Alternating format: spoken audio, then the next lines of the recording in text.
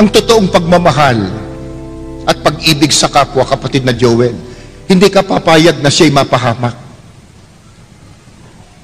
Kung totoong mahal mo ang kapwa mo, hindi ka papayag, mapasama siya. Ba't ganun po ang sinasabi namin? Yung po bang pagsamba sa larawan, sa ribulto, o anumang imahen, ikabubuti ba o ikasasama? Ang babasahin ko po, Biblia na. Ito po ang pahayag ng Panginoon Diyos. Exodo Kapitulo 20, talatang 1, pagkatapos po ay 3 hanggang 5. Ito ang sinabi ng Diyos. Huwag kayong magkakaroon ng ibang Diyos maliban sa akin. Huwag kayong magkakaroon ng Diyos-Diyusan o kaya'y larawan o ribulto ng anumang nilalang na nasa himpapawid, nasa lupa o nasa tubig. Huwag kayong yuyukod o maglilingkod sa alinman sa mga Diyos-Diyusan yan, sapagkat akong Panginoon ay mapanibughuin. Parurusahan ko ang lahat ng aayaw sa akin, pati ang kanilang mga anak hanggang sa ika-4 na saling lahi. Napakabigat po palang kasalanan sa harap ng Diyos. Yung pagsamba sa mga larawan, imahin o ribulto. Bakit? Ang Diyos mismo nagbawal. Ano sabi niya sa tao? Huwag kayong magkakaroon ng ibang Diyos maliban sa akin. Paano po ba nagkakaroon ng ibang Diyos ang tao maliban sa tunay na Diyos? Ang sabi ng Diyos, huwag kayong magkakaroon ng mga larawan, ng mga ribulto, ng kahit anong uring nilalang, pagkatapos sasambahin at paglilingkuran.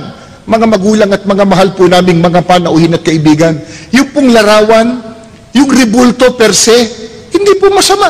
Meron tayong mga larawan ng ating mga magulang para maalaala natin sila, mga mahal natin sa buhay.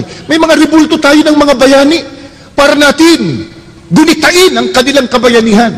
Pero alin po yung tinutukoy po ng Panginoon Diyos na masama? Pagka yung larawan, pagka yung imahen, pagka yung ribulto, niluhuran mo na at sinamba. Gaano kasama yun? Sabi ng Diyos, parurusahan ko kayo. Kaya kung pinupo naman po natin, hindi lang naman pong kinagis ng reliyon, lahat ng uri ng paniniwalang sumasamba sa mga Diyos-Diyusan o larawan, pinupuna po natin, hindi po para sila po'y tulig sa inlang. Hindi po. Hindi po para saktan ang damdamin nila, kundi ang nag-uudyok po sa amin, ang tao sa pusong pag-ibig at pagmamalasakit. Huwag po nilang gagawin yon. Magagalit ang Diyos. Parurusahan ng Diyos ang sinuman na sasamba at maglilingkod sa mga larawan o sa mga Diyos-Diyusan. Kung halimbawa, kapatid na Arnel, ang kanilang pangangatwiran, yung pagsamba namin sa mga larawan, ipinatutungkol namin yan sa tunay na Diyos. Kaya papayag ba ang Diyos, kapatid na Arnel, sa Biblia po, na kung tayo po'y sasamba sa Kanya, dadaan pa tayo sa mga larawan? Una, walang ganung utos ang Diyos, kapatid na Joel. Sabi nga niya, huwag kang gagawa ng larawan at ribulto, imahin, pagkatapos luluhuran mo at paglilingkuran. Pero, sagupain natin yung tanong. Ang Diyos ba pumapayag na yung kanyang kalwalhatian ibigay niya sa larawang inanyuan?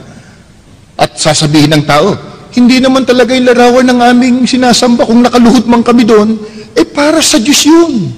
Ito sabi ng Diyos, ang babasahin ko po, Biblia, Isaias 42, ang talata po ay 8. Pakinggan po ninyo. Ako ang Panginoon, na siyang aking pangalan at ang aking kalwalhatian ay hindi ko ibibigay sa iba o ang akin mang kapurihan sa mga larawang inanyuan. Ang liwanag po. Emphatic ang sinabi ng Panginoon Diyos. Siya daw anya ang Diyos at yung kalwalhatian niya at kapurihan, hindi niya ibibigay sa iba, kahit pa sa mga larawang inanyuan. Ba't natin ikakatwiran ngayon? Kung nakaluhod man kami sa larawan, para sa Diyos yun. Sabi ng Diyos, wag! Yung kapurihan ko, hindi ko ibibigay diyan. Para maintindihan po natin sa isang ganitong paliwanag, kapatid na Joel, halimbawa, at sino man yung nagtanong, si Leonardo Gasmen, merong mag-asawa, medyo nagkagalit. Galit po yung babae doon sa kanyang asawang lalaki. Ang sabi niya, pinagtataksilan mo ko. Nakita ko, may kasama kang ibang babae. Holding hands pa kayo. Sabi nung lalaki, abi hindi.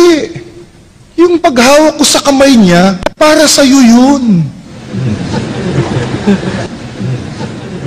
Kung nakaluhod man kami sa larawan, hindi talagang yung larawan, para sa Diyos yun. Eh sabi ng Diyos, huwag kayong gagawa ng anumang larawan o rebulto pagkatapos sasambahin nyo't luluhuran at paglilingkuran. Yung aking kapurihan at yung aking kalwalhatian, hindi ko ibibigay sa iba kahit pa sa larawang inanyuan, sabi ng Diyos. Kaya bawal po yan ng ating Panginoon Diyos. Baka sabihin nila, kapatid na Arnel, noon yun. Baka sa panahong Kristiyano, pwede nang sumamba sa mga larawan. Talagang ayaw bumitiw. Ayaw bumitiw eh. Noon daw pwede, bawal. Pero ngayon, pwede na daw po. Ang babasahin ko po, panahong Kristiyano. Tayo po ngayon nasasaklaw ng tinatawag na panahong Kristiyano. Christian era. Pakinggan po ninyo, ito po'y sulat sa aklat ng mga gawa ng mga apostol, 17. Ang talata po ay 29 hanggang 31. Pakinggan po ninyo, panahong Kristiyano na po ito. Yamang tayo'y mga anak ng Diyos, huwag nating akalain na siya ay tulad ng larawang ginto, pilak o bato na pawang likha ng isip at kamay ng tao. Mahabang panahong di pinansin ng Diyos ang di pagkakilala sa kanya ng tao, ngunit ngayon iniuutos niya na magsisisilat talikdan ang kanilang masamang pamumuhay sapagkat itinakdanan niya ang araw ng paghukom sa sanglibutan at ito'y buong katarungan niyang gagawin sa pamamagitan ng kanyang hinirang. Ito po, turo ng mga unang alagad ng ating Panginoong Kristo. Panahong Kristiyano po yan. Ano sabi? Huwag niyong aakalain na ang Diyos tulad lang ng larawang ginto, pilak o bato na inukit lang ng karunungan ng tao. Isipin po ninyo, yung akalain mong ang Diyos parang ginto, bato, kahoy, masama na eh. Di lalo pa, sabihin mong Diyos mismo yon. Di ba, minsan makita mo, papahiran ng panyo. Tapos ipapahid pa sa buong katawan niya. Kasi paniniwala niya gagaling daw sa kanyang karamdaman. Sana nga, kapatid na Joel. Pero, ito sabi ng Biblia, niakalain ang Diyos katulad lang ng larawan. Isipin niyo, ba't naman di magagalit ang Diyos? Kailangan po bang tayo po'y nakapag-aral para malaman natin na kahoy pala to? Papel pala to? Ginto pala ito? At kahit ginto pa yan, sabi ng Diyos, ba't mo ko itutulad sa ginto, sa larawan, sa pilak? At kung napansin po niyo yung talatang binasa ko, itinuring ng Diyos na kasamaan yun.